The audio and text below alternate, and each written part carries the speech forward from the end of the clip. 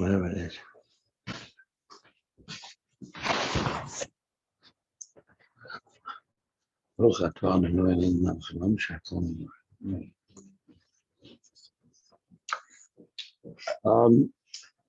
Continuing in our theme of the end of one Parsha leads to the beginning of another. So the end of Noach, the end of Bereshit, led us to Noach. The end of Noach will lead us to Lech Lecha. The end of Noach is page 50. And actually, it really begins with the development of mankind a second time around on all those, starting on page 48 with all those people that lived and had children and died, lived and had children and died, lived and had children and died, on and on and on and on, which means that once again, a bunch of nothing, a bunch of garbage. Nobody developed the electric light bulb. Nobody developed the airplane. Orville Wright wasn't around. Wasn't a car. Didn't do nothing. Right? How many people ever saw that television show many years ago when I was a boy? It was a television show called The Flintstones. People remember that? Anybody know the Flintstones? Right? Remember the cavemen? Back with people. Right? Nothing. So what we're talking about here, zeros. Zero technologically, zero electronically, zero developmentally, and of course, zero spiritually. And so the Mishnah teaches, and I told you to look it up last week. If you didn't, look it up this week. Pirkei Avot, Ethics of the Fathers. It's right easy, right in your prayer book. It's the easiest part to find. Chapter 5, Mishnah 1. 10 generations from Adam to Noach, right? All worthless. And of course, destructive. And so God brought a flood and destroyed them all. Noach survived. 10 generations of Noach to Avraham. Worthless, pretty self-destructive, but Hashem saves them. A couple of reasons why Hashem doesn't bring another flood. Reason number 1. Oh, he made a promise. Where do we see the promise? Correct? Okay, that's one reason. There's another reason why Hashem did not destroy them. They were working together. Avraham, that's right. Avraham saved the day. Noah couldn't save the day. We said that he was righteous. It says in his own generations. Had he been in the generation of Avraham, he wouldn't have been considered so significant. And so, and why? Why didn't he save the day? Because he should have really prayed and davened for the world at large. But he didn't. He gave up.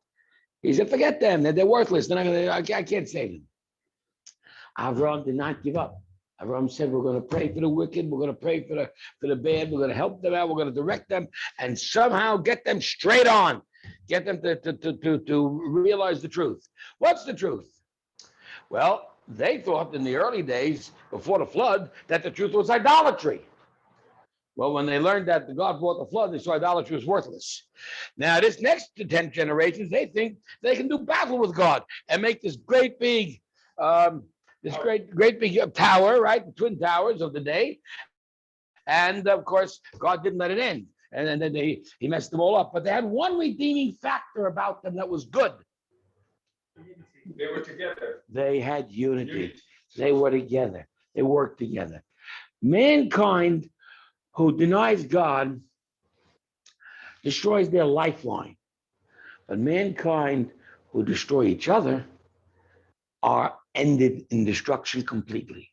On the other hand, mankind that can get along with one another, but have a wrong and an inappropriate direction, they will not destroy the world, but they can destroy themselves. And these 10 generations end up with a flat zero. Avraham saves the day. Avraham's the man who's going to make a change in the world. Now, just to get a little basic intro to Avraham, we go to page 51, verse 26. Terach is his father. He's 70 years old. And here comes Avraham, Nochor, and Haran. right? Remember these three names, Avram, Nachor, and Haran. Who's distinguished, of course, is Avram. You'll notice that his name is not Avraham, it's Avram. His name will be changed later. When do you think he will change his name?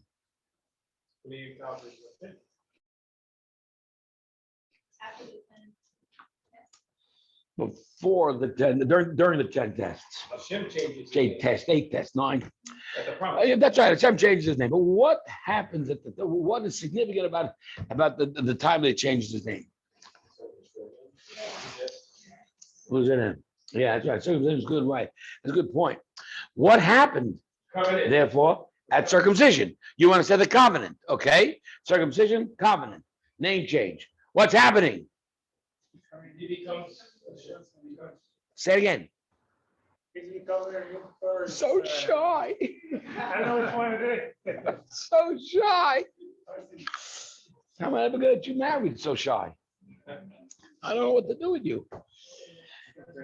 Covenant. That is, you can trade him. Huh? You'll get him. Yeah. Right. It's going to be aggressive.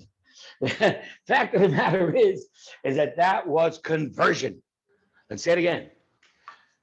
Circumcision, the bris, the change of name, the covenant, The covenant. right? All three combined is what?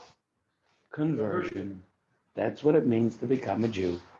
So remind you folks that anyone who does convert has the right as an adult to change their name and pick your own name, which is kind of neat because most of us don't get a chance to pick our own name. Whatever mom and dad said is we're saddled with. Now, if your mom and dad gives you some sort of a cuckoo name, right, then you're in a little bit of trouble, right? And what kind of cuckoo name you got? But I'll tell you, I really had a great resentment for my name, and I changed it. Now, this doesn't mean I changed it. Well, we don't talk about it, not if we want to stay alive. But I get very, very upset and personal about that. But fact of the matter is I simply decided to use my Jewish name instead of my secular name. And if anyone called me by a secular name, I never responded. So mom said, will you kindly help out here?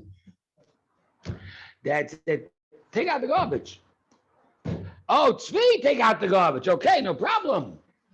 So slowly but surely, we picked it up and we became Tzvi.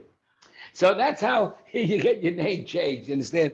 But names are really changed according to Jewish tradition on the basis of a major event in your life.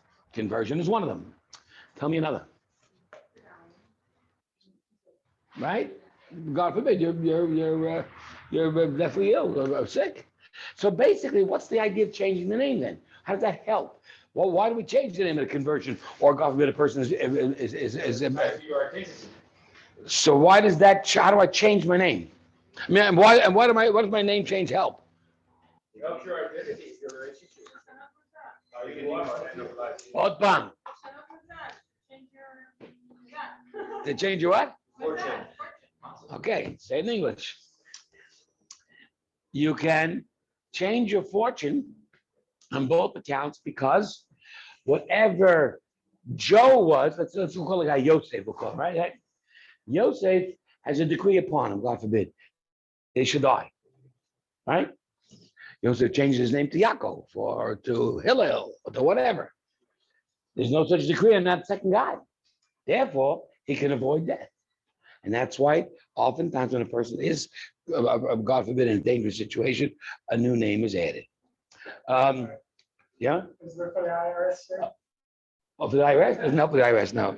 Yeah. Now a popular name that is used for the men is Chaim, means life. For the women, Chaya, which means life. That's a good name to pick if, God forbid, a person is truly in dangerous situation of health. In terms of, let's say, conversion, so most people like to choose names that are popular in history for converts. Certainly, men use Avraham. Women would use Sarah. Another popular name is a world famous convert named Ruth. So these are ideas and thoughts that you can consider and think of.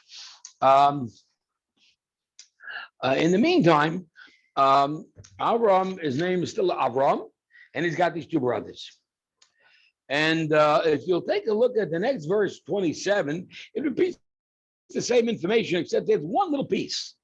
What's the extra piece of information in verse 27 that is not said in 26? Or I'm right. What is 27? 27 is a repetition of 26, except it adds one other piece of information. What does it add? Say it again.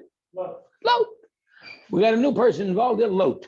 Lot is the son of one of the sons, the grandson. Lot is the son of Haran, and Lot is the son, and then there's Avraham and Nachor. But Avraham and Nachor have no children. And all of a sudden, in verse 28, we're told a very interesting piece of information. Haran dies.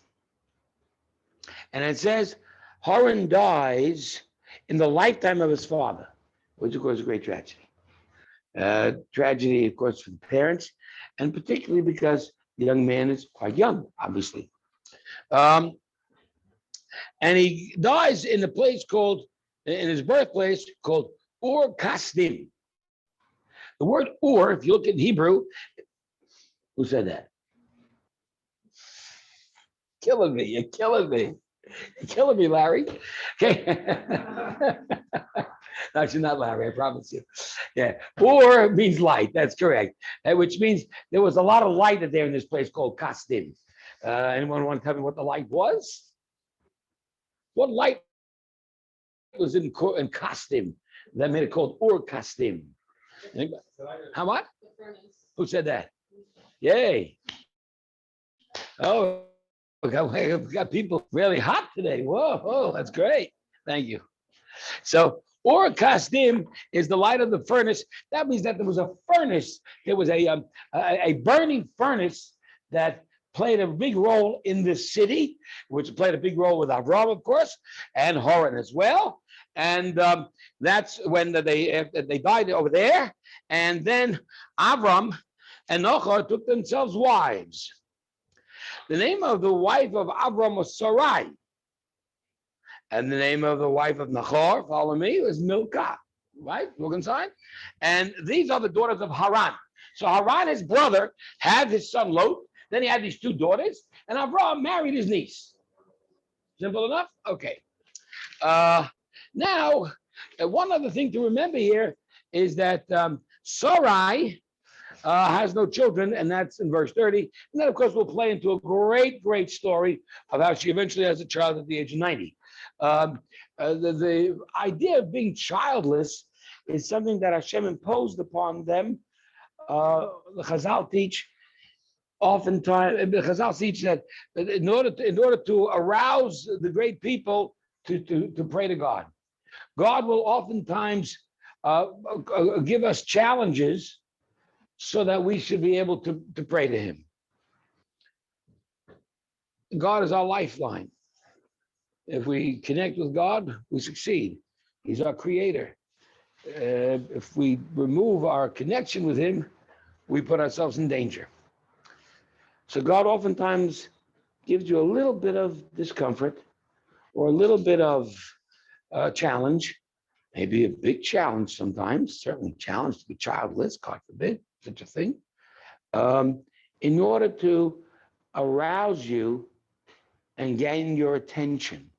He wants your attention because He wants you to know He's here for you, but you need to connect with Him in order to do this. And I guess if we want to understand this better, again, another deeper understanding of the spiritual is the idea of saying, of what our parents represent in life. We all know that we didn't get here by ourselves. We have nothing to do with the fact that we're here. We're here simply because our mother and father decided to have us. What does that mean? That means that we owe them everything, right? Now, with mother and father, however, it's a little different because mom and dad eventually do leave and we're on our own. Or we leave and we're on our own. That's not the same thing with the third partner. Who's the third partner of the child? Hashem. So Hashem never leaves you because the mother puts in these genes and the father puts in those genes and Hashem puts in and into your nose for you to be able to breathe and to live and survive in this world. And so if that's removed, you're done. So therefore, we need Hashem. And Hashem says, don't forget me because you need me. And just like parents tell their little ones when they're 2 and 3 and 4 and 5. And we have to look at ourselves as really 2, 3, 4, and 5 in relationship to truly understand our relationship. And therefore, clearly, what's happening here is that Hashem gives you some sort of a challenge, maybe even a really difficult challenge. God forbid, an illness, something to make you aware. If nothing else, you stub your toe. There's a great, interesting dispute in the Talmud about people who want to attest to God's intervention in their lives. So, and it's not a dispute among how big a challenge I got. The dispute is how small a challenge I got. I got a small challenge. I got a mosquito bite. I got a smaller challenge than you. I couldn't find a quarter when I needed it for the parking meter. I got a smaller challenge than you. I couldn't comb my hair straight today. Oh, what's this all about? Well, why are we competing here? Who's got a smaller challenge? Because you see, small challenges are easy to accept as maybe it's not really Hashem. Maybe it's just happening. Where's my keys? Doggone, where's my keys?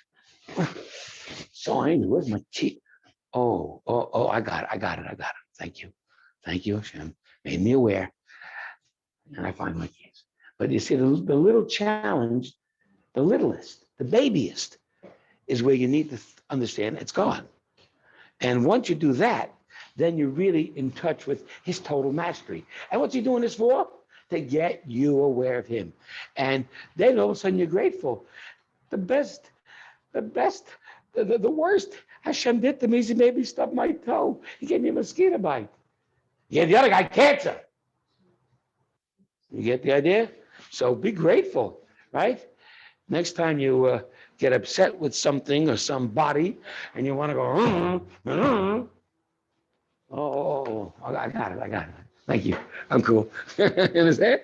That's how you connect. So if our mothers are childless, because Hashem wants them to pray to him so that they will appreciate their children, their babies. Anyway, so that's the story. However, one thing, but let's just get back to the background. We did it last week. We'll do it again. The background is, of course, that Avraham was born in the year 1948 after creation, which means when he turned 52, that's when the world turned 2000. Our tradition teaches that the 6 days of creation are representative of the world's length. The world's going to live 6,000 years. 2,000 years divided into thirds. 2,000 years of emptiness, worthlessness. And with the advent of Avraham at the age of 52, 2,000 years of Torah, spiritual productivity, great developments in mankind's history. The last 2,000 years, what we're in now, we're in the year 5,782, is the 2,000 years of Mashiach, the 2,000 years of redemption, the 2,000 years of bringing the world to its fruition and to its completion and to its purpose. What happens in the 6,000 years? Well, yeah, Mashiach comes, but then 6,000 years comes. Then what happens? How many people have ever read Superman comics? Anybody read Superman? Nobody read Superman. Come on, you should have movie. Should have read the comics better. Anyway, Superman came from a planet called Krypton, right? And Krypton exploded, right? And Superman came to Earth. Is that right? That story? Okay. At the end of 6,000 years, this world's going to go kaboom. Right? Now, of course, there'll be people that'll be predicting it, and they'll be called the bums and the no-goodniks, and the enlightened scientists will say that's ridiculous, and then, of course, the world will go kaboom, and the enlightened scientists will figure out that they're nothing anyway. Once the world does go kaboom, what happens next? What happens next, according to our tradition, is Shabbat. 6 days, 6,000 years. Seventh day, 7,000 years. 1,000 years of Shabbat. What's going to happen then? I don't know. I wasn't there. I don't know when it happens. I'll let you know. But then you can let me know till you'll be there too. But after the 7,000th year Shabbat is over, right? What's next? You ever wonder about this? I mean, fascinating. What's next? A new life, you want to say. So we want to say, the Talmud says, Hashem boneh olamot, machriv olamot. Hashem creates the world and destroys the world and creates again and again. So which means that, of course, and there is another world coming up after this one. And another one after that, and after that, and after that, and after that, and after that. And how many worlds were before us? What world are we in? 10,000? 20 million? I don't know. It gets really creepy when you think of the vastness of it all, right? And all of a sudden we realize that when some scientist or archaeologist finds a dinosaur bone that he says is 5 million years old, or 10 million years old, throughout numbers, these guys, right? No problem. Those little pieces of fragments of krypton called kryptonite, Come on, you gotta laugh. Those are fragments of 10 million years, 10 million worlds ago. That's all it is. No big deal. They're fragments from previous worlds. Our world is 5,782. That's the bottom line. That's our belief, our contention, our conviction. Scientists say differently. Let them go have a cup of coffee. Fact of the matter is that how we understand the vastness of all this is a challenge, particularly to a man who has not had the benefit of a Jewish education, particularly to a man whose father believed in idols.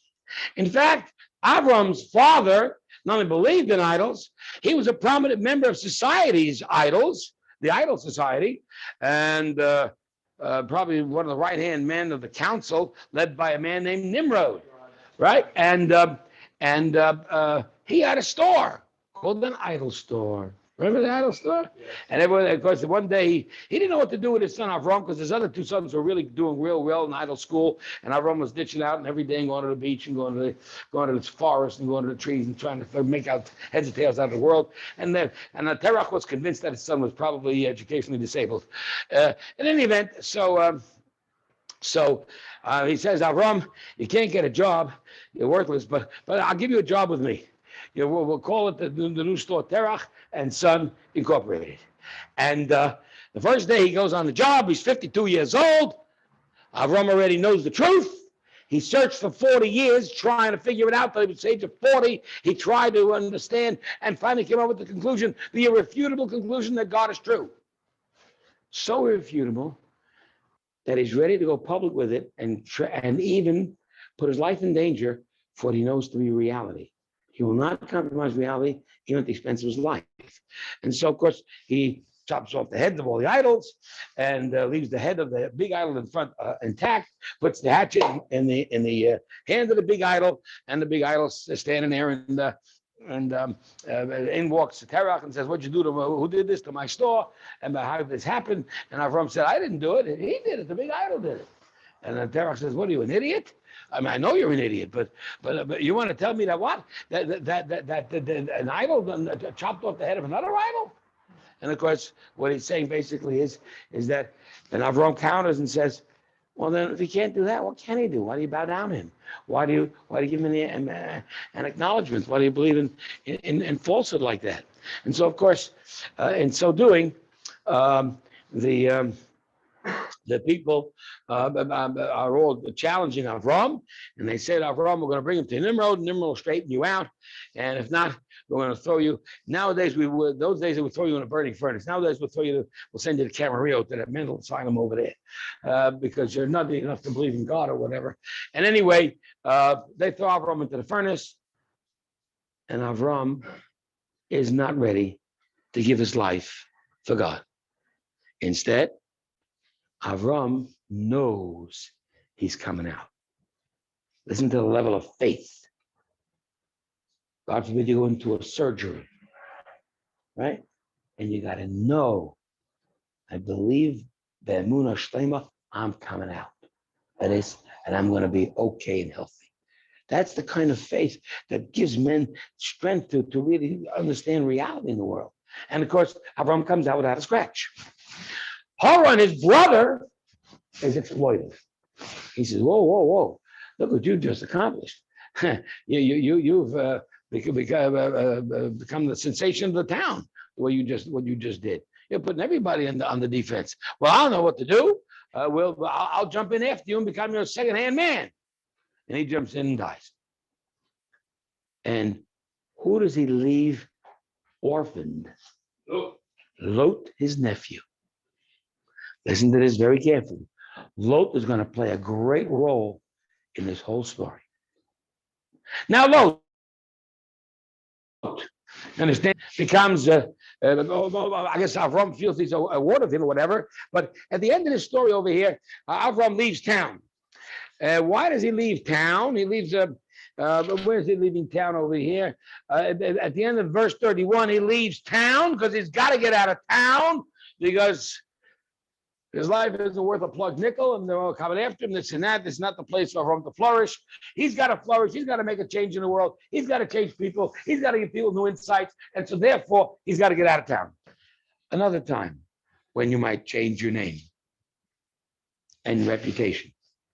Mishaneh makom, mishaneh mazal.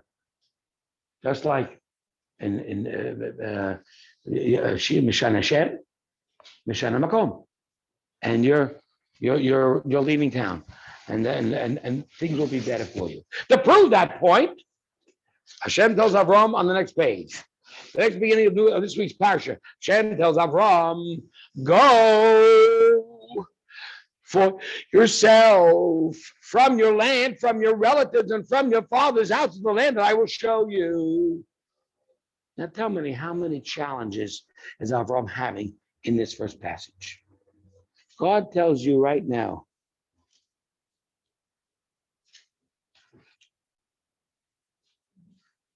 he's telling you, get out of town. Leave now. Big test, right? We held that Avram had 10 tests. Do we have a paper on it? No, I haven't. No, I'll give that next week. The 10 tests that Avram had, the first one was being thrown in the burning furnace. And it was a test. Do you trust Hashem? Hashem is testing you. And all of life is nothing more than tests. Hashem says, you have faith in me? Let's see what you can do about it. Here's test one. Go into a burning furnace. Now, I ask you a question. Is that a big test? Wouldn't you think? But then he has 9 more tests. What could be worse? I mean, if he passed test 1 and the other 9 tests are easy, or easier than that, then I would think, what's he got to go to the other 9 for? Obviously, each of the successive 9 tests are going to be harder. Isn't that true? Well, if that's true, how could it be harder than giving your life? Test number 2, harder.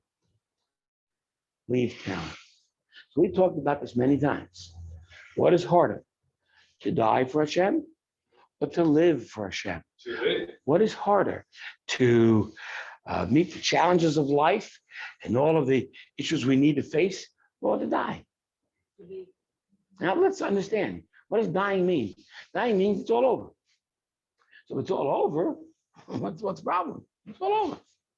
So we said, you want to be kind to a guy? A guy's a murderer, right? I hear about this guy. It just happened maybe 6 months ago, 3 months ago. When I was a boy, I was 21, and it was the 60s. It was a bad decade. And they killed President Kennedy, one assassination. Then they assassinated Martin Luther King. Then they assassinated Robert Kennedy. Bang, bang, bang, bang. It was a rough time to live through. I mean, I certainly as a young man, I thought the world's coming apart. What's going to happen next? They killed President of the United States. Ever such a thing in your life? I mean, I expect that from the 1850s with the cowboys. I mean, they expect that 1963, a civilized world kills the president. Then they kill Martin Luther King, and then they kill another guy, another Kennedy. Crazy times. Well, the guy that killed Kennedy, the president, so he got killed by some other guy, and whatever. It was a hush-hush conspiracy, which the United States is probably all the government officials were into that conspiracy to kill a president, including the vice president himself. But then they killed Martin Luther King. I don't know if they got the guy. Did they kill him? I don't know what they did with him. I think they killed him. Maybe, I don't know. But then they got this guy, Sirhan, that stupid Arab, right? And he goes ahead and he shoots Bobby Kennedy, right? And right here in Los Angeles at the Ambassador Hotel. It was horrific, needless to say. Besides the personal loss, a young man, a young wife, 8 children. Catholics believe they're all Catholics. They believe in big families, and really a sad situation. And they took this guy, Sirhan, and they put him in prison for life. Of course, you should have killed the guy. Should have fried him. Should have gouged his eyes out. Okay, they put him in prison. 6 months ago, he's still alive, yeah. They freed him. And the family of Bobby Kennedy came to do the good Christian thing and forgive him. Are you all nuts? Is this country out of its mind? They're lunatics. These people should buy a couch and sit and lie down there in front of a psychiatrist for the rest of their lives. They're idiotic. So understand, what do they do with this guy? How's the guy survive in prison 50 years? Again, death is even better on one perspective, but on the other hand, to live is very challenging. And so to live through prison for 50 years, whew, right? Now, to live, God is telling you, you don't have to die. You've already passed that test. But I'm giving you one harder now, a harder test than dying. Leave town. Leave your home, leave your relatives, leave your family, leave everything, and make a change. Now, this may sound to a great extent like conversion, and that's what it is. Avraham's going to go through the process of conversion. In order to convert, you have to leave. What are you leaving behind? Let's read it again. Chapter 30, page 55, top line. Let's read it again. And it says, leave your land, leave your relative, and leave your father's house. All 3 things. What are you leaving here? You're leaving your land, relatives, and your father. Now, to leave your land means to migrate to another land. But when you migrate to the other land, you become, turn left. Talking about leaving. Right. Where to go. That's what God said, turn left. Hey, see, God made a mistake. God made a mistake, turn left. We should have turned right. Would have had Saudi Arabia and all that oil. Think of that. God, you made a mistake. Heaven forbid. Okay, anyway, so what does it mean to leave your land? It means you come to the new land and you are an immigrant. How many people here were not born in the United States? Raise your hand. I was born in New York. I'm not sure that's the United States, but anyway. Well, those of you that are not born in this country, right, are immigrants. Take it or leave it. That's what it is. That's a fact. Now, on the other hand, if let's say you marry here and have children here, right, your children are first generation Americans. Is that correct? When my grandfather came to this country, so actually my father, I'm a first generation, my father was also born in Europe. So, when you do that, then you leave behind not just your land, but you leave behind your relatives as well. In other words, when you move, you not only do you leave behind your land and go to a new land where you're an immigrant, but by the second generation, you left the relatives behind to the extent that you now have a child who is an American, shall we say, or if you move to Israel, an Israeli, whatever. But the third generation is as you move from your father's land, your father's house, that you become the father of the grandfather of a new generation. In other words, Avraham will become the immigrant to Israel as he moves to Israel. Yitzchak will become firstborn in Israel with a immigrant father.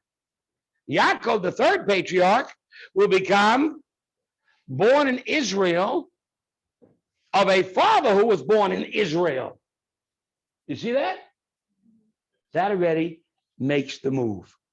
3 is a big number. The number 3 represents something that can't be broken, a 3-pronged knot. You make a knot 3 times, you can't break that knot.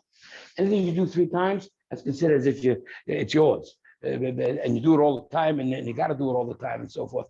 3 is a very big number. Why do we have 3 fathers? America only has 1 father, George Washington. We have 3 because it's 3 that solidifies the whole situation. Because the 3 patriarchs all represent 3 different ideas, 3 different attitudes, 3 different ways of approaching Hashem. Put them all together, and that's the Jewish people. So 3 is a big number. 3 is the number of what Hashem wants Avraham to start. Avraham, therefore, will not finish the job. But then it's nobody's job to finish the job, is it? It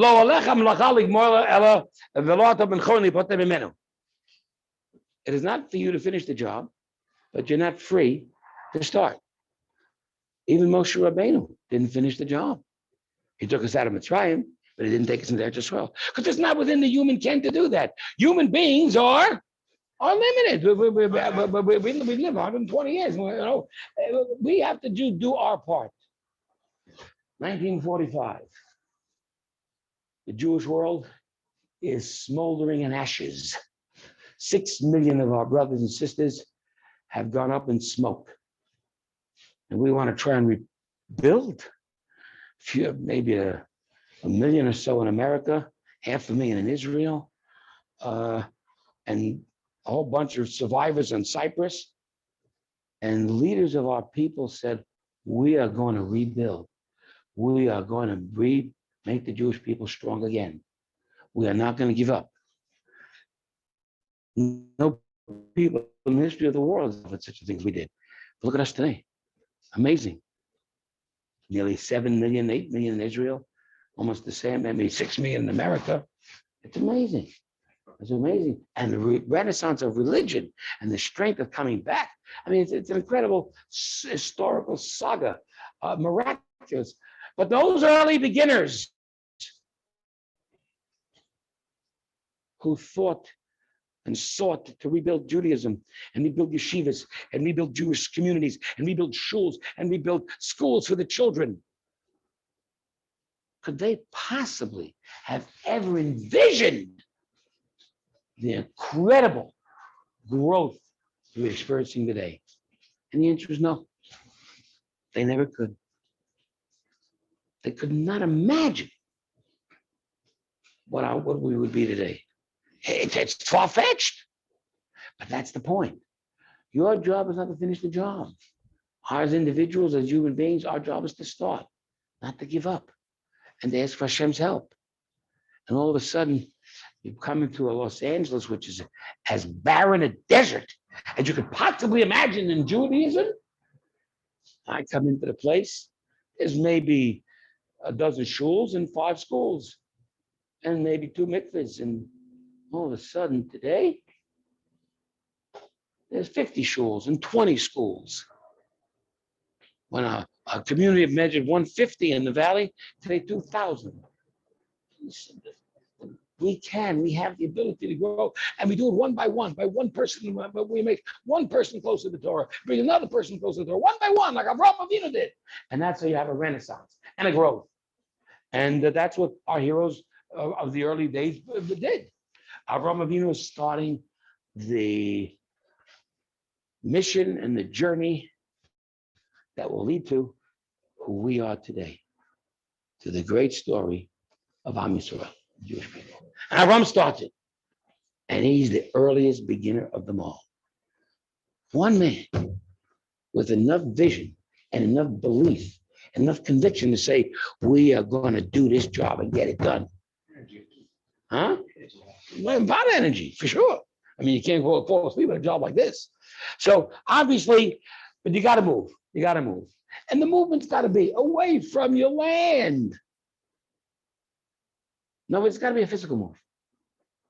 But away from your family, right, or from your relatives, from your birthplace, is the concept, I need what we call a spiritual move.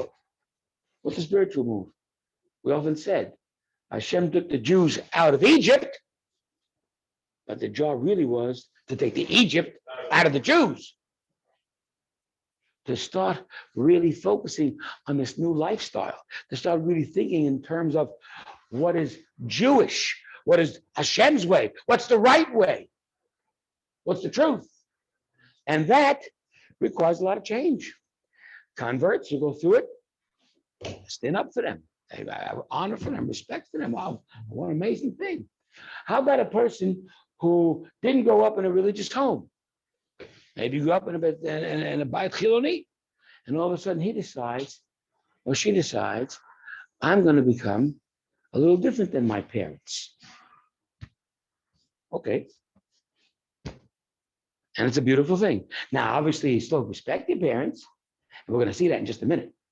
But the idea is that you got to make this move, and you got to say goodbye to your dad, your father, the one who brought you to the world, the one who's given you life and taught you and crossed the street with you and held your hand so that you should be protected from the cars, who gave you a lollipop and took care of you.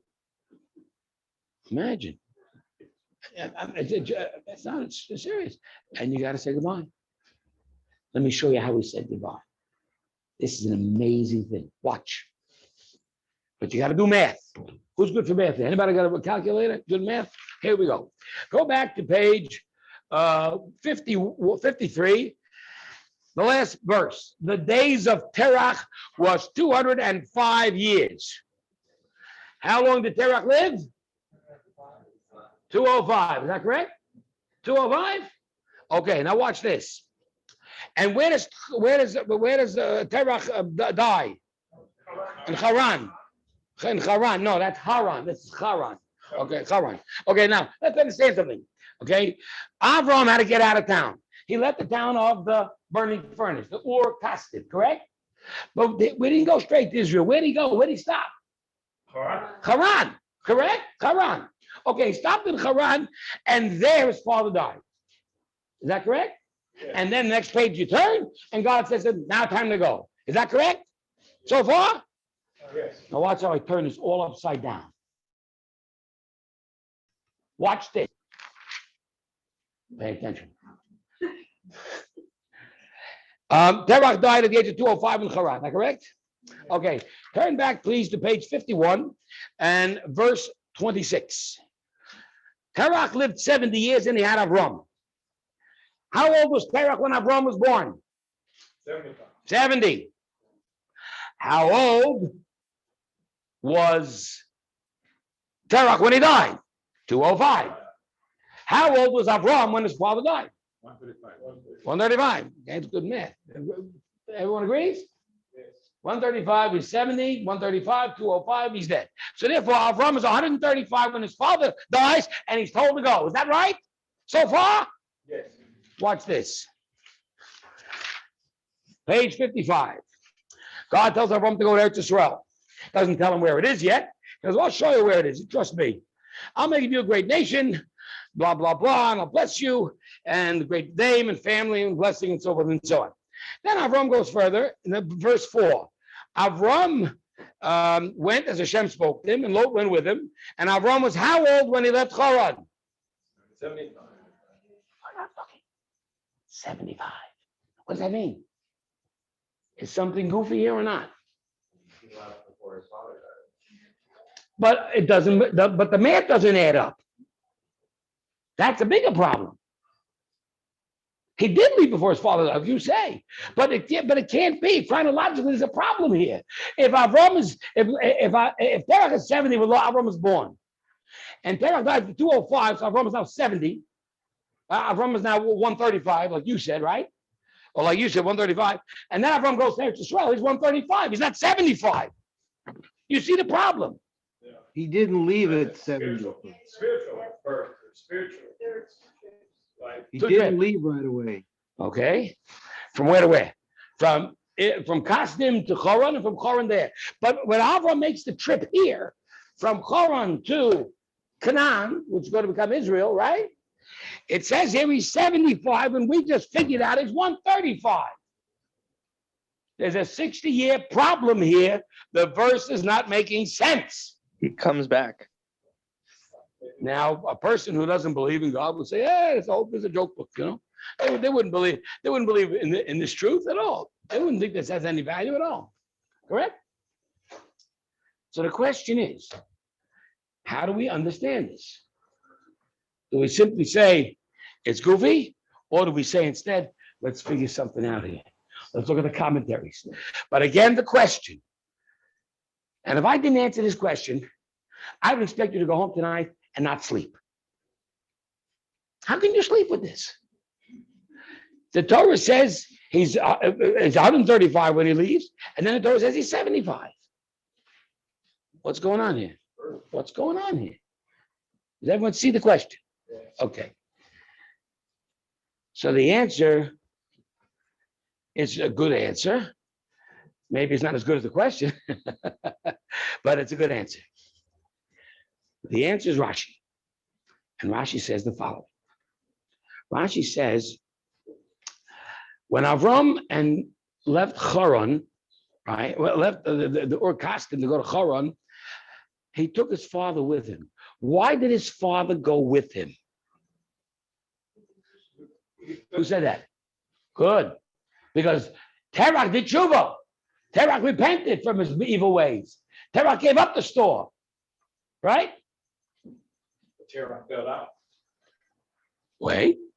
Terach decided he's gonna leave with his son. He says, "Son, you've got the truth, and you've got the reality, and you're real, and I'm going with you." That's a great admission of a father, right? Who's set in his ways, so to speak, to accept this new religious renaissance of his son. And so they go to Choron. And then he dies.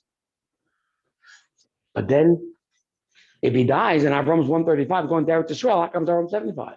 Is the answer at the time of, let's say, Avram gets to be 75, but that's what it says in the Chumash about how old he was in Israel, 75.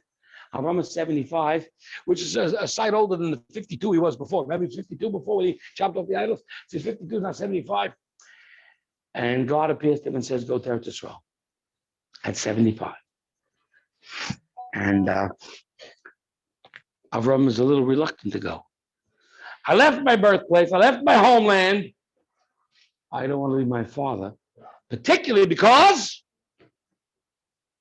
why don't I want to leave my father? Because what? Because he's done tshuva. He's done tshuva." And his father looks at him, listen carefully, and he says to his son, "Son, you're the truth, you're the right way, and I believe in you. But I've gone as far as I can go. I can't go any farther." Now, what he's saying is not physically, I'm too old to travel. What he's saying is that your destiny is for greatness. It's not my mission. It's not my mission. It's not my mission. That's right. It's your mission. You're the one that's got to do this. I'll be the proud father. And I'll kick you out if necessary to go to Eretz Yisroel. But you must be the one. It is your destiny to move on. "But Dad, I can't leave you. My father, done tshuva. You're with me. You supported me. He gave me a lollipop when I was a kid." "Son, it's time for you to move on. It's time for you to do your thing and to change the world." And the Torah wants to teach you a very interesting lesson. Avram did not want to go. Because Avram didn't want to leave his father. And Avram had the incredible respect for his father and incredible adoration for his father. But Hashem said, you must go on. And his father confirmed it, and so he did. So he went on at the age of 75. But then Terah, who stayed there, died later at 205. By doing this mathematical problem, what the Torah gets the message across to you is that Avram respects his father. And the Torah will not allow you to think for one moment that he wanted to leave his father. The Torah says he's 205, which means Avram was 135, but he's really 75 because he had to go, Had it not been for that, he would have stayed with his father until his father died. But God intervened and said, Lech Lecha, go. You understand? That's the message that the Torah is teaching us. Why this mathematical thing doesn't work. Because it wants to tell you that he left at 75, as it says, and he got to Israel at 75 reluctantly. His father said, go. Years later, his father died at 205, when he was 135. But in fact, Avram wanted to stay. But Avram goes on because his father tells him, God tells him, he moves on.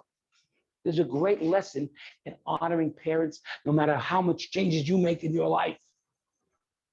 And I often tell it to people, for instance, who are born in religious families. Let's say you're born, hold on a second. You're born in a Torah family, a religious family. And all of a sudden, you make changes. Maybe you make changes for the better, you become more religious. That doesn't mean that you have less respect for your father and mother. Maybe you become less religious and you maybe are not as committed as your parents, which is unfortunate, but you still have to maintain your head, keep your head intact. You still have to honor your mother and father and not hurt them with a drastic move to the contrary. And so once we understand this Avram Avinu, a man who lives on the strength of his past, ready to build a new future, we understand that he's got to make the move. And the move's got to be physical and spiritual and emotional. He's got to move. And that's the lesson for all of us. We're all in the stages of growing, developing, moving, becoming our own person. Maintain respect, maintain love, maintain appreciation. But at the same time, don't hold yourself back from what you can be, from what your destiny is, from what you understand inside you. Therefore, you've got to leave your relatives and you've got to leave your father's home and become a new person. So what kind of a new person will you become? Look at verse 2. Verse 2 says, I will make of you a great nation. Hear what God is saying? You're going to father a great, great nation. You're going to father the Jewish people. You're going to make them the light into the world and the bastion of civilization. You. Amazing. Furthermore, I'll bless you. That means you'll become enormously wealthy.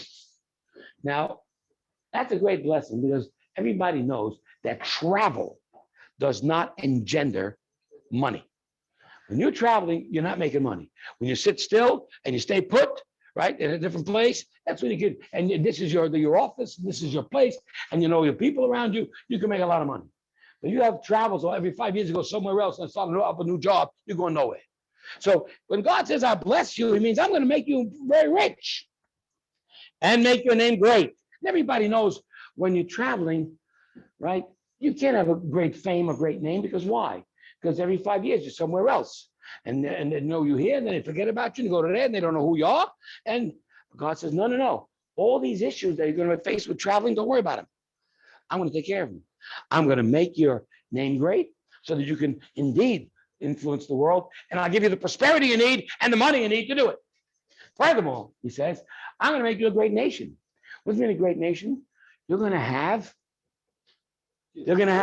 kids, children, which means what? Which means up until now you got zip. You got nothing. And you'll never have children unless you go to, unless you follow me and go to Israel. Now, we learned from this, by the way, another interesting thing.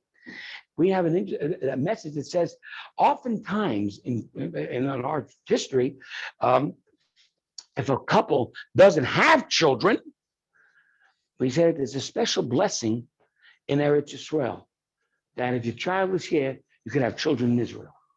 And I've seen it happen many times. There was a couple that were older than I. My brother-in-law's age, and they had been married nearly 4 or 5 years and had no children. And that's really very sad. All the other couples having children felt so bad. And my brother-in-law told him the following. He said, I think you should move to Israel. I think you're going to have children there. He came there to Israel, 10 children.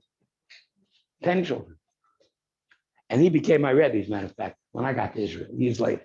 So it just shows you that there is a special spark and a special bracha in Israel for building families. And that's learned from here. But God tells him, I'm going to make you a great nation and give you lots of kids. Okay, anyway, so Avraham makes the move, and he takes with him Lot. Is that correct? Where do we see Lot somewhere? We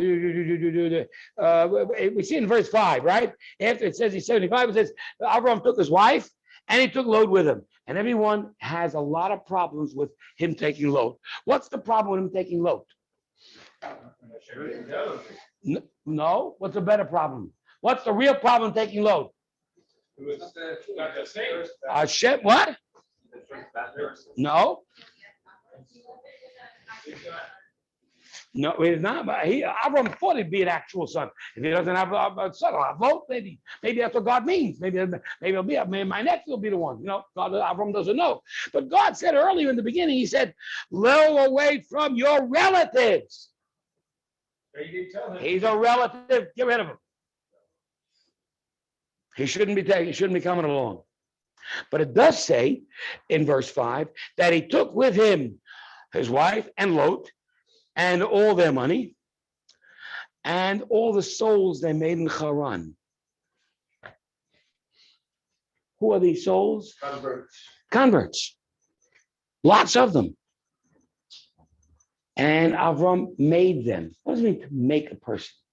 You're a mother, you're a father, you make a child? What does it mean? It means you make a person when you teach him, when you give a person a direction in life, when you give a person a message of what's the truth, and you give him a connection with Hashem, you're giving him life.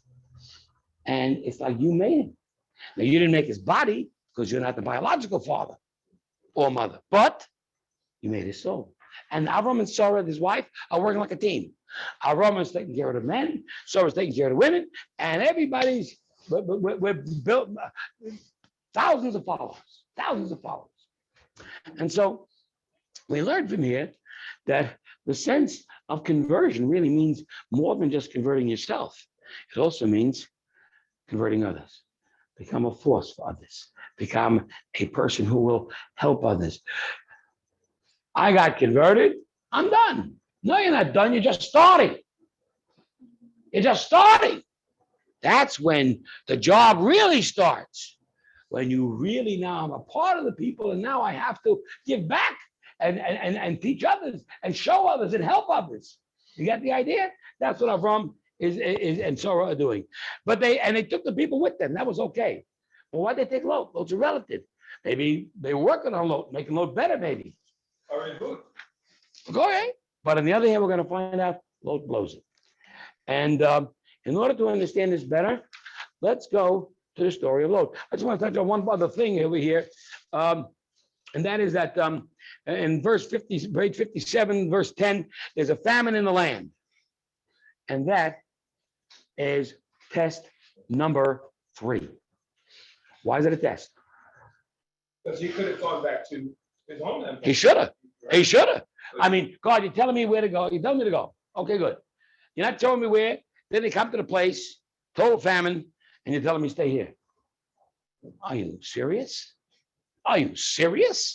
You want me to stay here? There's no food here. You promised me prosperity? I can't even eat. So obviously it's test number 3. Avraham fails, he goes back. He doesn't fail. He stays strong. And what does he do? He says, I'll go to Mitzrayim as a temporary. And it says it over there. He goes over there to sojourn. Take a look at verse 12, 10 again. There's a famine in the land, page 57, verse 10. Avram goes to Egypt to sojourn. As opposed to dwell. And it's going there temporarily. What's the idea of descending to Egypt? Why do you go down Egypt? Lower the confusion, going into idolatry. So it's also what do you call it? It's also geographically south.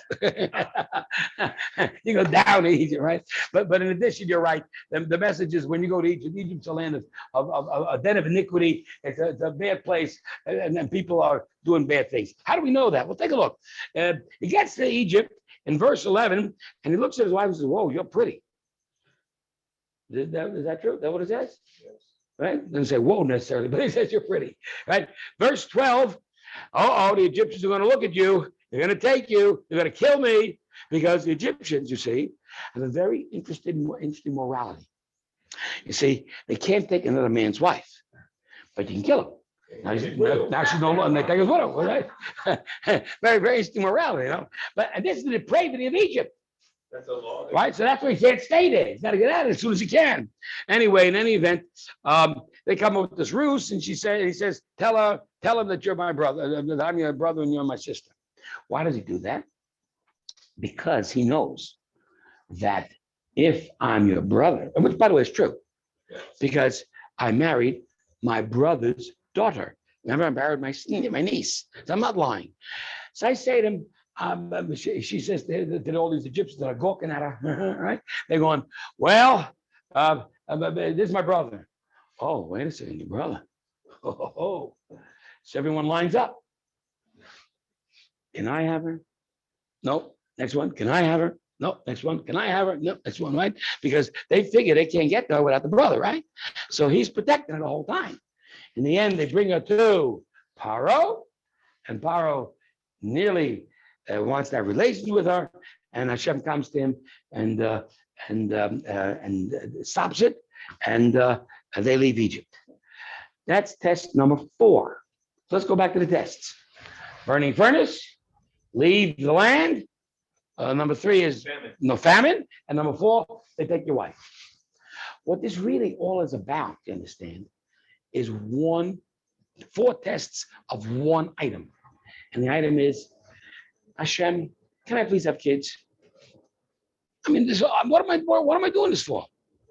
If I can't perpetuate this for the future, can I have kids? And Hashem says, okay, you want to have kids? Go to the burning furnace.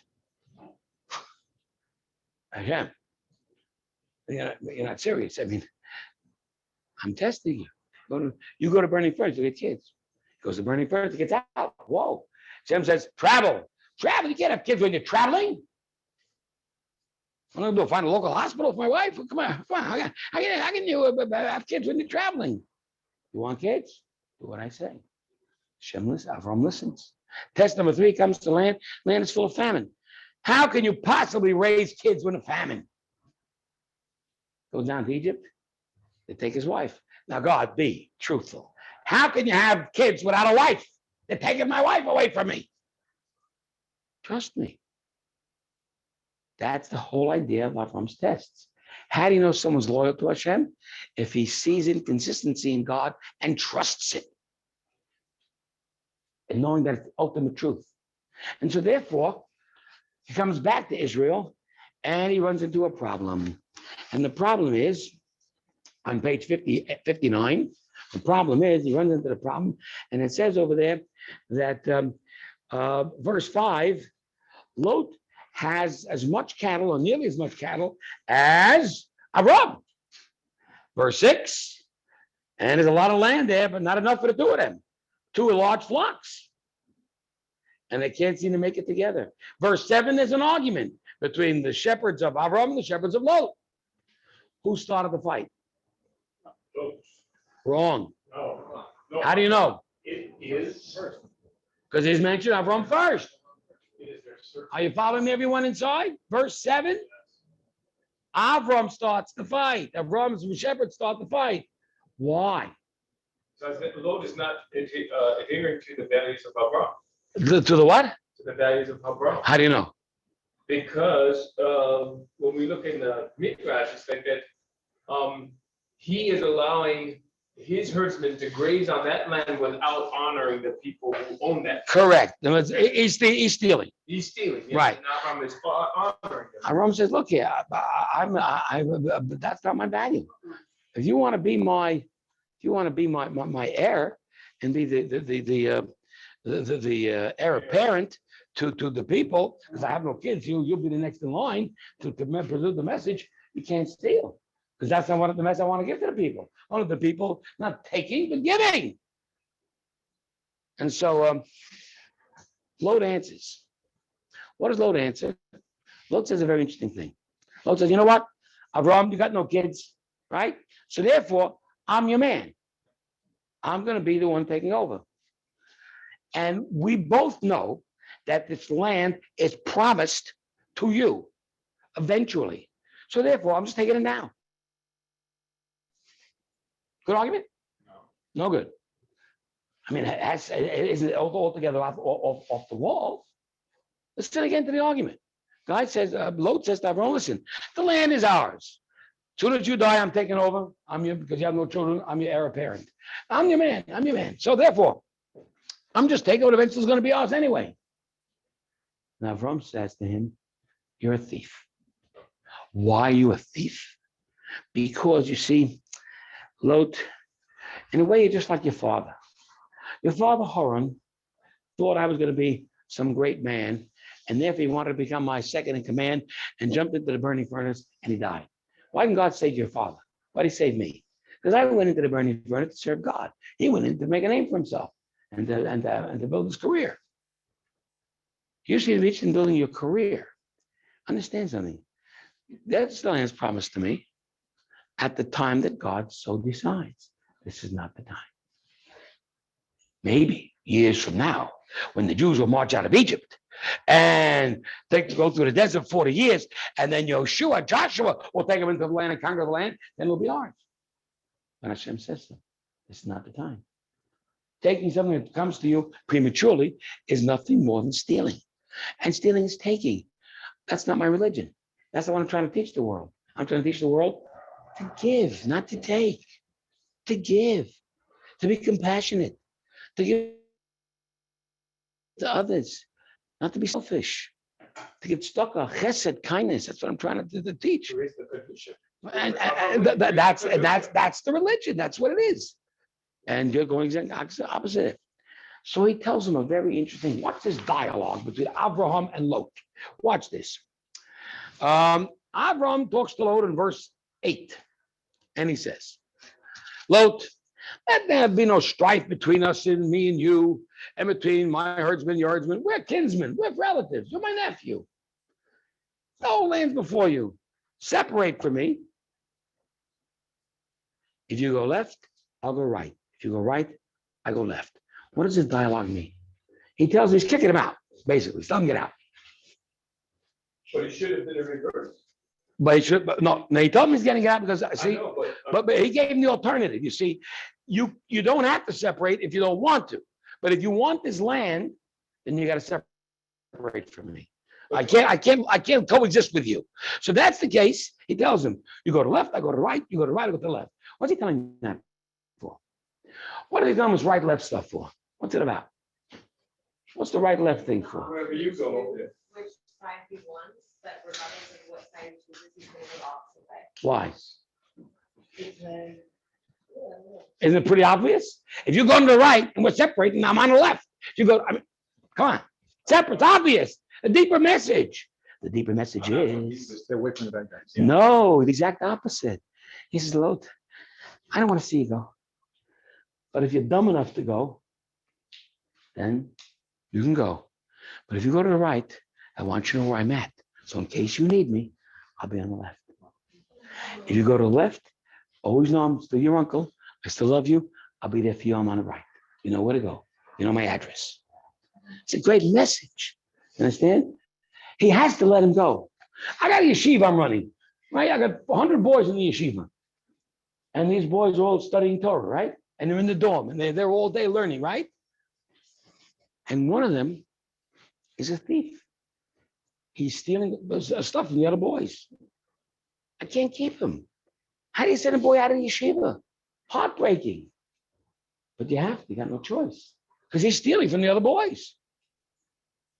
He's stealing their money. He's stealing their possession, whatever it is. It's a kleptomaniac, whatever it is. But I can't keep you. But in case you ever want to come back, here I am. She was right here. Such a beautiful message. So let's go further with the dialogue on page 61. Lot looks to watch Lot. He raises his eyes and sees the entire plain of the Jordan. What does it mean to raise your eyes? What does it mean to raise your eyes? Who said that? Right. Oh, look at that. He saw the entire plain of the Jordan that was well watered and well irrigated. It was a beautiful place. He looked and he saw in Nevada, in Las Vegas, he saw the bright lights of Vegas. What an opportunity. I can become great. Sorry. I can become great. I can become fabulous. I'm going to become wealthy. I'm going to start the first casino in Vegas. On the strip. And I'm going to make it big. Right? So, of course, he thinks that way. And that's, again, what Avraham accused him of. You're not here for yourself. You're not here for Judaism.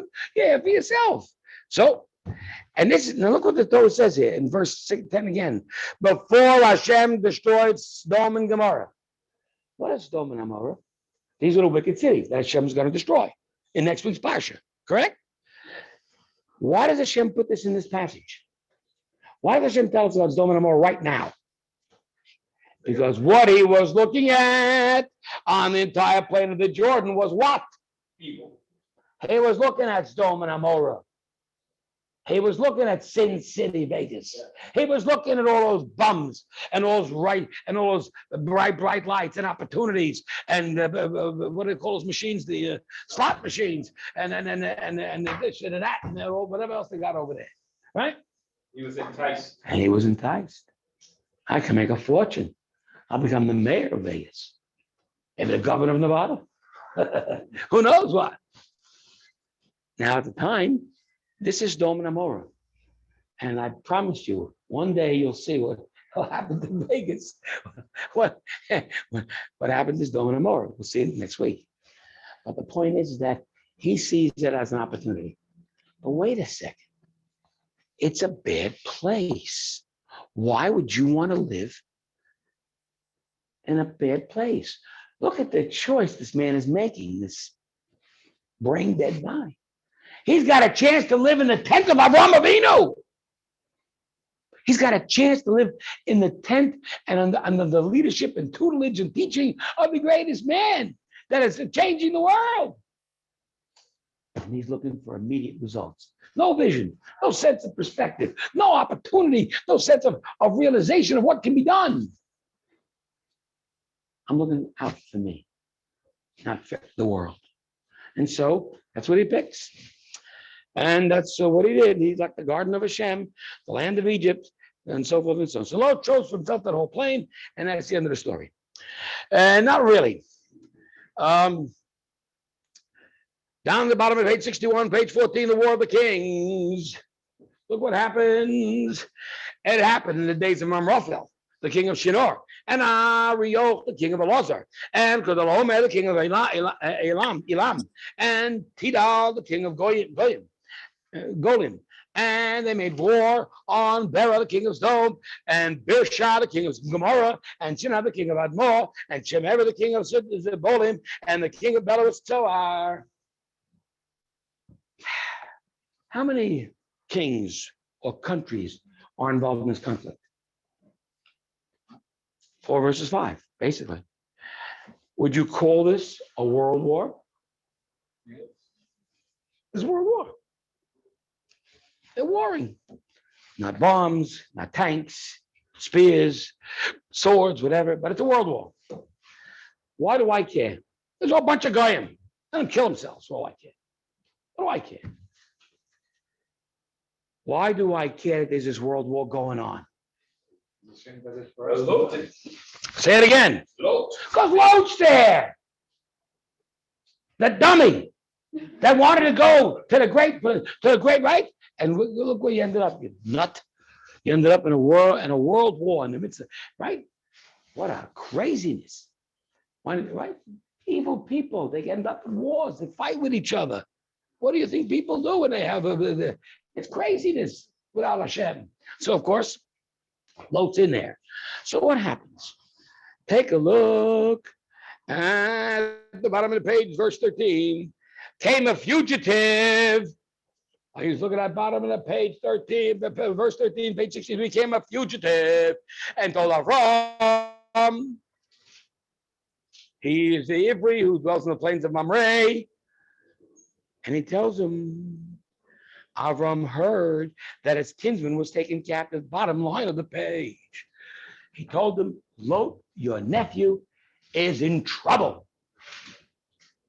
Does anybody want to predict what Avram does? What do you think he does? What? He's happy. He's going to help. He's going to try and save him, right?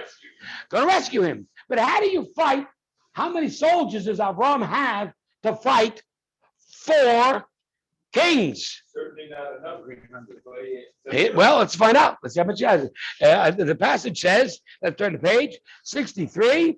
Avram has 318 soldiers against 4 mighty armies.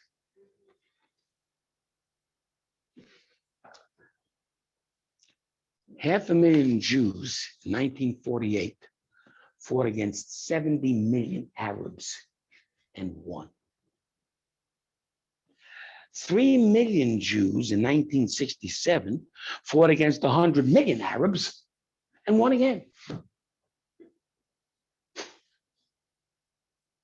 But the 6-day war in 67 was even more fascinating. Because why? Because at the same time that Israel won, and by the way, how long did it take? 6 days. 6 days. You understand? Talk about a miracle, right? At the same time, America's embroiled in a battle in Vietnam. And they're in Vietnam for 6 years and they can't win. 6 years, the mighty United States cannot win against Vietnam. Huh? Oh, Afghanistan. Okay, yeah, another fiasco, right? The geniuses that run this country. The geniuses that run this country should be sent to kindergarten. Anyway, so Avram fights, and he with his servants deployed them at night, struck them, pursued them to Choba, which is the north of Damascus, and brought back all the possessions and the kinsmen and Lot and the possessions, as well as the women and the people. He saved all 4 nations. What the 4 nations couldn't do against what the 5 nations could do against the 4, Avram accomplished, and Avram ended the war and saved Lot. Anybody want to guess what Lot did to say thank you? Steve. He stayed in, talk about being brain dead. He stayed in Sdom. He stayed there.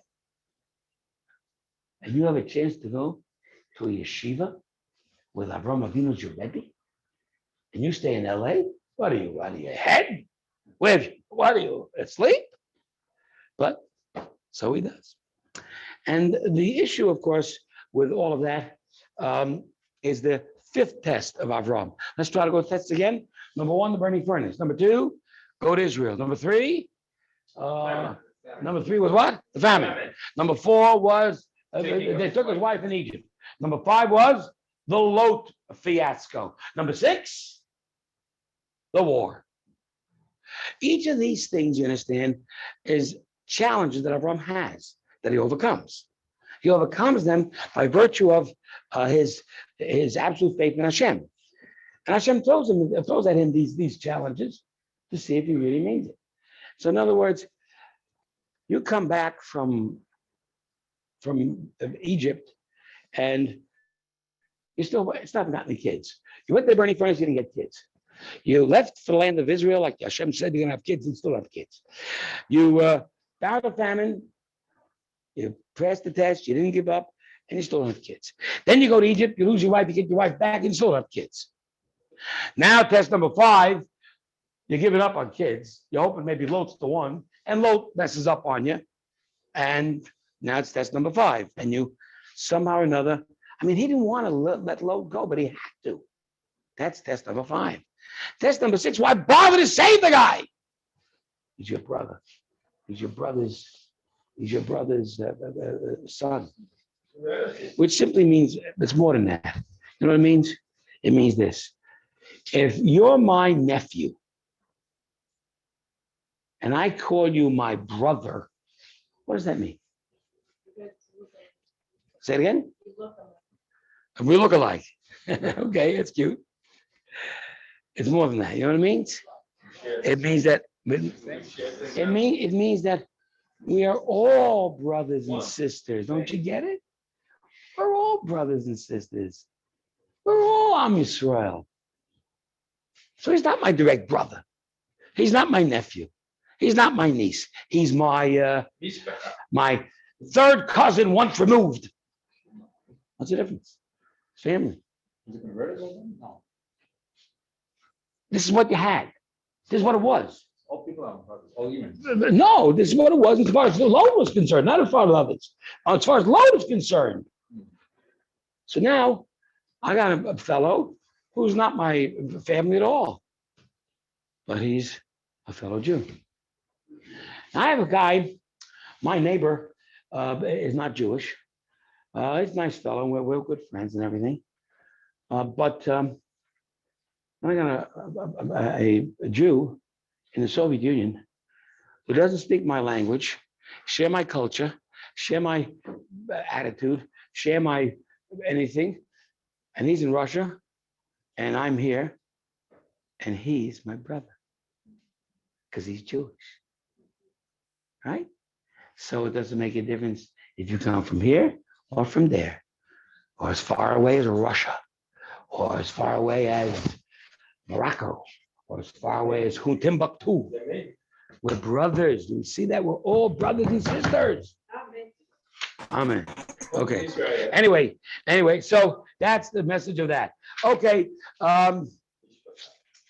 We're going to go. There's another test that's coming up. I'm going to skip that one. I'm going to go to the last one, and that is where that's that would be just at 6, right? 6 was was that they fought the war. Number 7, chapter 16, verse 7, page 71, chapter 16, test number 7. Sarai, Avram's wife, has no children. After all these 6 tests I passed, and I still have no kids. Are you still faithful in God? Do you still believe? But she had an Egyptian maidservant. Anybody know what you got that Egyptian maidservant from? Where'd you get this Egyptian maidservant from? Egypt. From Egypt, of course. From Paro. Right? She was a princess in Paro's court. She was Paro's daughter. What's Paro's daughter doing here? Anybody want to tell me? You believe? Better that my daughter lives under the teaching of Avraham and Lot than to live with me. Better to be a maidservant, a domestic, a janitor to the Jewish people than to be a princess in some royal kingship. Or, I mean, you have to feel the pride. How do you feel the pride of being a Jew? Here's how you feel the pride. You go to Washington and you walk right next to the White House, right? And as you're walking by the White House, you scream out, "Bless you, Hashem, King of the universe, who didn't make me a goy." What does that mean? That means he's the president. He's a goy. He doesn't come to my toenails. You understand? I don't care who he is. That's what it means. Thank you, Hashem, for this blessing. So the point of the message is that this maidservant says, you know what? This princess says, I'm going to be a maidservant by these guys. These guys are the great people. I can see that. I can see these great people. I mean, I'm with you. Now, what is a maidservant? A maidservant is, you have a domestic at home. Everybody said domestic. You have a maid here and there, right? We got to have a maid to clean up the house, right? I mean, maybe I scream to my wife all the time. What are you cleaning for? Get a maid. I mean, And the shul needs a janitor. Could be a Jew, could be a non-Jew. Doesn't make a difference. If you're a janitor at the shul, that's a wonderful job. Keep the shul clean for everybody to come to daven. What a big zchut, a merit. You clean up the house of a Jewish family and then take care of help the mother with the kids and this and that. It's a great mitzvah. So we have to understand that she's being subjugated. Is that clear? She's a servant in the house. She's not getting paid Sarah. because that's what she wanted to do. She wanted to be a servant to the Jewish family, to Avraham. Now watch what happens. Watch how much self-sacrifice this woman has. Sarai, right? Verse 2 tells Avraham, see now, Hashem has restrained me from bearing. I can't have any kids. Consort, have relations now with my maidservant. Sleep with her. Perhaps I will build up through her. She'll have a kid. It'll be my kid. And Avraham heeded the voice of Sarai. That means, in fact, Avraham didn't want to do it. He didn't want to do it. But the reason he did it is because his wife told him to do it. Right? She told him to sleep with another woman. She told him, we need a kid. Lot's gone out of the picture. We need a kid. Now, really, in today's world, it would be that you'd probably do some sort of, what's that called, in vitro or something, right? Where you do with the sperm is here and the egg is there, right? Whatever it is, right? And in those days, they didn't have such sophisticated things. So you just go to this other woman and impregnate her. It's a big deal. Now, especially, it's not a big deal because why? Because for you as the man, your intention to have kids anyway. But and for the woman, so Sarai, she wants it herself anyway. What's the problem here? Who's there a problem for? Who's the only one who's having a problem? Avraham. Say it again. I mean, really now. You're not my husband. You don't love me. You're using me. I mean, you want me to do this? I mean, I don't mind cleaning your house. I don't mind cleaning the windows. I don't mind sweeping the floor. But this is a little ridiculous. A little much, right? Wouldn't you say? I mean, well, number 3. Verse number 3. Sarai, Avram's wife, took Hagar, the Egyptian maidservant, after 10 years of Abraham's dwelling in the land of Canaan. This is important, by the way, it's after 10 years, because after 10 years in Israel, you're not having kids, you got a problem. In other words, if you're outside of Israel, there's no such bracha like we talked about earlier, so then what? So then, okay, you don't have kids, maybe later on you'll have kids. But in Israel, with a bracha, and you still don't have kids after 10 years, maybe there's a problem in the marriage. Maybe we should divorce. Maybe we should push the panic button. Maybe we should do something special, whatever. And finally, they come upon this decision to use Sarai, to use Hagar. And he gave it to Avraham, her husband, to him as a wife. He consorted with Hagar, verse 4. She conceived, and when she saw that she was conceived, her mistress was lowered in her esteem. She did a wrong thing. That means by not respecting Sarai, why didn't she respect Sarai, her mistress? Because I'm having a kid, you're not. Ha ha ha. But on the other hand, she did a great thing by subjugating herself and letting herself being used for this. Why do you do this? Why would a woman do this? And again, the concept is, maybe I'm not worthy to be a Jew. Maybe the best I can do is be a maidservant, which isn't bad, by the way. And maybe I can mother the child for Avram to take over the leadership. That gives me significance, meaning, purpose, and value in life. If that's what the destiny is. I mean, it's no different than Avram. What Avram's father said to Avram when he told him to leave. When Avram didn't want to leave, he said, son, you must go on to your destiny. It's not me, it's you. Go further. It's your destiny. So Hagar sees that it's not her destiny to be a Jewish woman or a Jewish wife. She sees her destiny as sweeping the floor, which, by the way, should not be minimized. That's a great thing. When you pick up a broom, men or women, boys or girls, on Friday afternoon, and you sweep the floor for Shabbat, that is a great mitzvah. Do you understand that?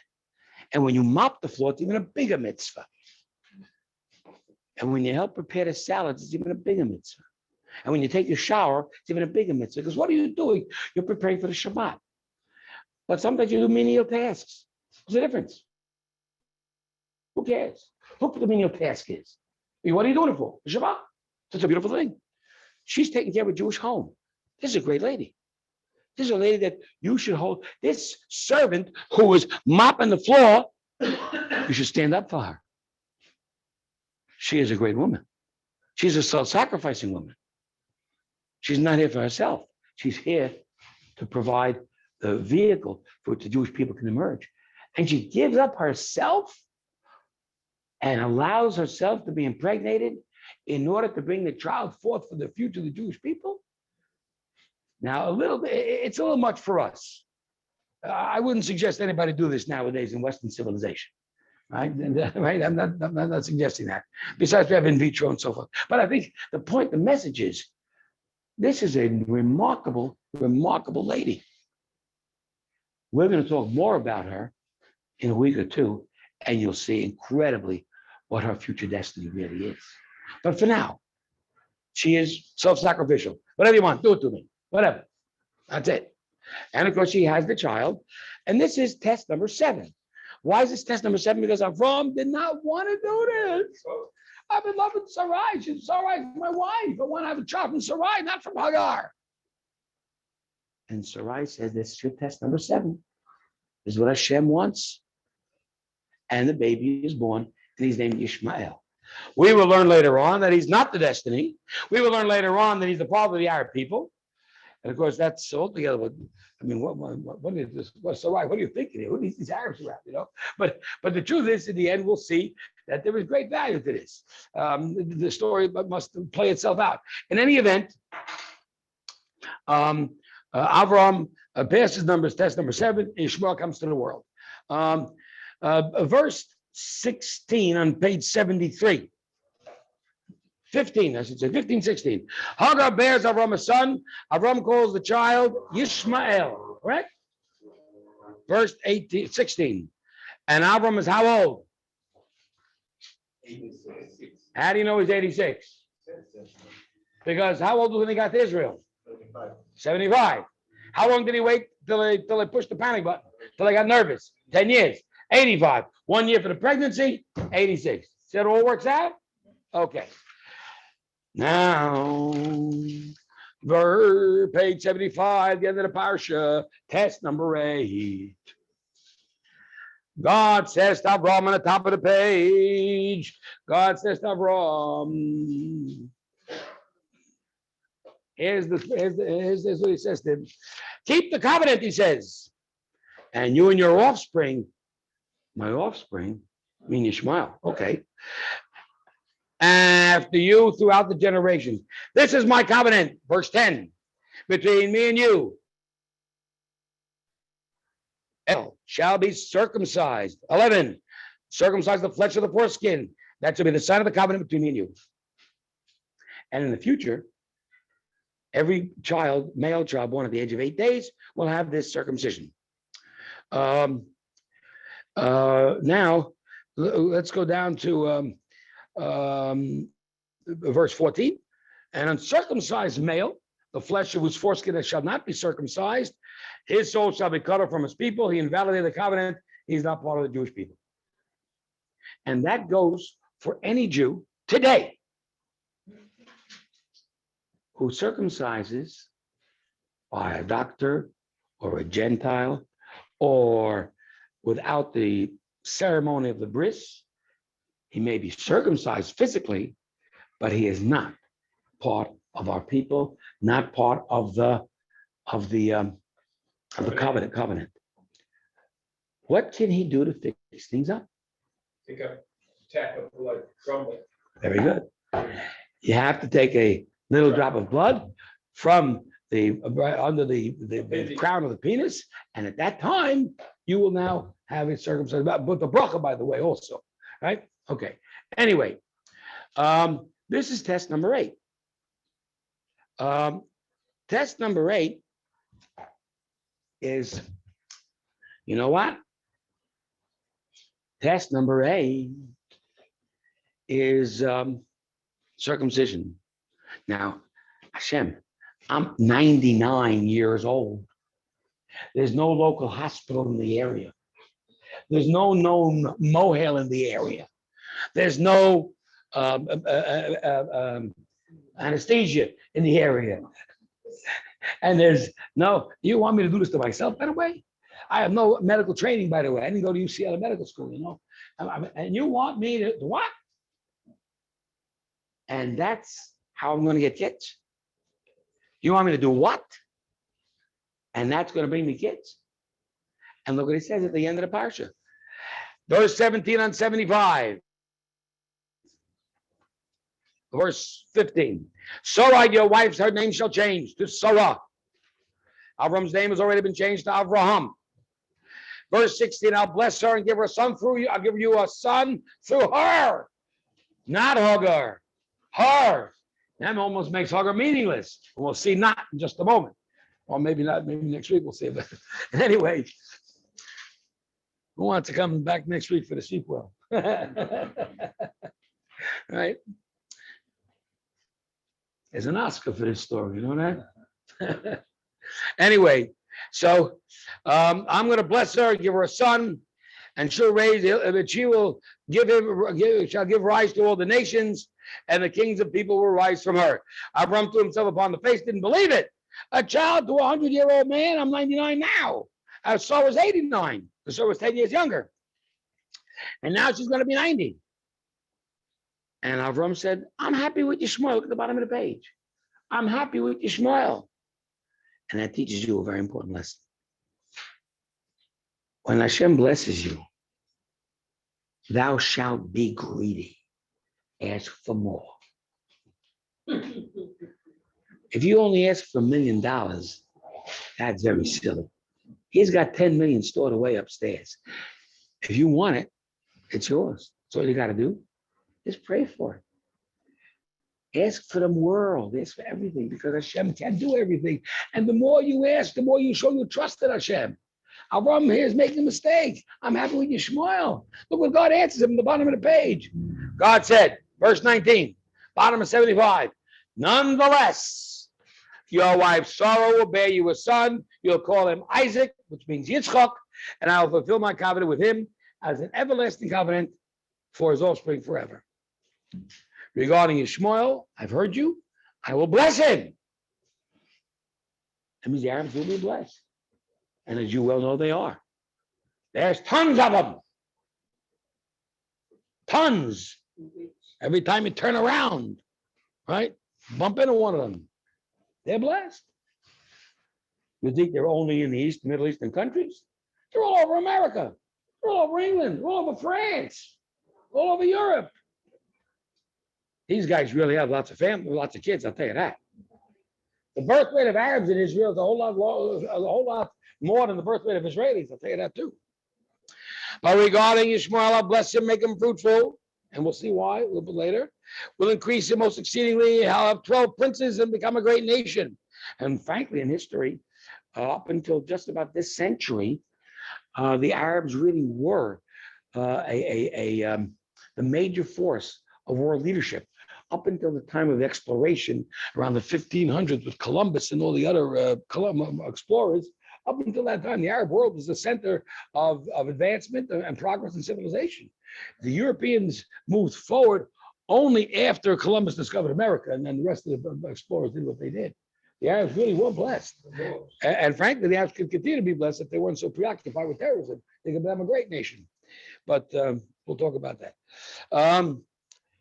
Then Avraham, verse 23. Avraham took Yishmael and circumcised him, which means that's why Arabs to this day circumcised. Circumcised his son. Yishmael. Right. Right. How old was Yishmael when he was circumcised? 13. And Arabs, to a great extent, a lot of them still do it to this day. I'm better than an Arab. And now they're getting more civilized. Okay. Anyway, Avraham was 99 years old when he circumcised. not only is it such a test in terms of the circumstances, but given the fact that in 99 years I haven't had a child, except for I did have a child 2 years ago, that's true. But you want me to do this to what? And therefore expect children after that? That's test number 8. Avram passes it. And he says, okay, Hashem, if you say so. And this is where we learn that there's a mitzvah of the Torah to have circumcision. Circumcision, not just as a physical surgery, but rather as a covenant, as a ceremony with brachas to understand exactly how it's done, specifically by a moel who does it differently than any other doctor or urologist, and realize, matter of fact, I can tell you for a fact, my brother's a urologist, and he was not eligible to do circumcision on any children until he took classes in how to become a moel. And we understand from this how valuable this mitzvah is. The mitzvah is the mitzvah of Avraham Avinu. Go to a bris, see a baby boy being circumcised. What are you watching? What you're watching is the continuum of this story. People might question the validity or all this, that's a nice fairy tale here, But wait a second. Here's a bris happening right in front of my face. There's the moil, there's the baby, there's the mom, there's the dad. And it's doing just like Hashem said. Maybe it's not such a fairy tale. Maybe it's a continuum. Maybe, in fact, we are living in this shadow with the absolute realization that this actually took place. Which, of course, gives you the idea of how do we understand the story in its completion.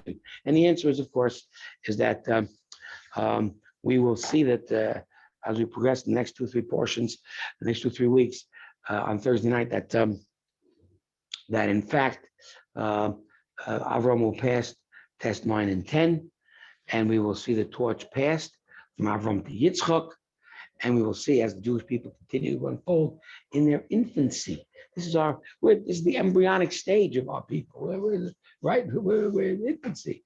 And this is where we all come from. This is all about our history, our background, our tradition. And connecting with this connects you to the Jewish people. Connecting with the bris, giving your child a bris, does the same thing. It connects you, and that's what the father says when he makes the bracha. The father makes a bracha when he gets circumcised the baby. And he says, as he gives the baby over to the moil, Hashem, king of the world, that you sanctified us with commandments and you commanded us. To enter my child into the covenant of Avraham. And that's the covenant we make with our history. That's the covenant we make with our people. And the covenant is everlasting. And so is the beginnings of our people, the man Abraham, the man who passed ultimately, the man who changed the world, saved the world, and brought civilization to the world through his followers. What happened to all those? We'll answer that next week. And we'll answer next week what happens to Lot. And then we'll see what happens to Avraham and Yitzchak next week. And if you're not in next week, maybe you're missing it. Thank you all for coming. Sign in, please. Let me give you this here before you leave. Let me give you this sheet over here called Lech Lecha Insights.